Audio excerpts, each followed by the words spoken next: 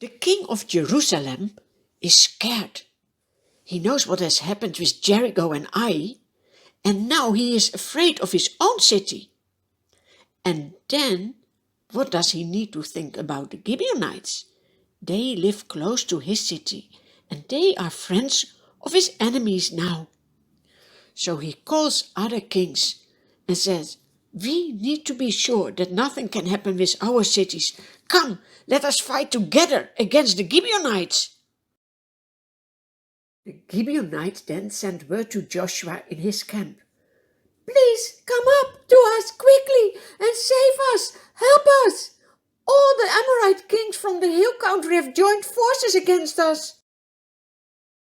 So Joshua takes his whole army, all the best fighting men, and marches the whole night from his camp to the city of Gibeon.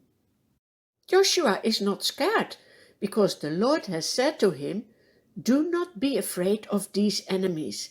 I have given them into your hand."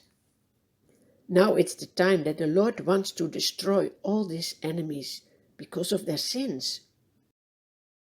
When it's daytime, the enemies are surprised. They are shocked, and the Lord confuses them before the soldiers of Joshua. They want to run away. But when they flee, a lot of them are killed by the Israelites. Oh, the enemies are so scared. They run for their lives. But then do you see what happens? Large hailstones come down from heaven. A lot of people are killed by the hail, even more than were killed by the Israelites. Here you can see what the Lord is doing. It was his fight against his enemies. On that day, when Joshua is fighting with his army, he thinks the day is just too short. And he shouts, "Sun, stand still! Moon, stop moving!" And what a miracle! The Lord does it. The sun stops in the middle of the sky and delays going down about a full day.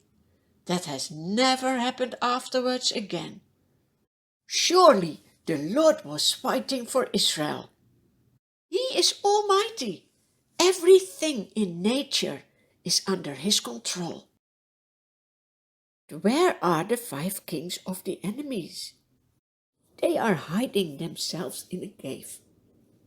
But when someone tells it to Joshua, he says, "Roll large rocks up to the mouth of the cave and post some men there to guard it. But you don't stop. Pursue your enemies. Attack them, for the Lord your God has given them into your hands."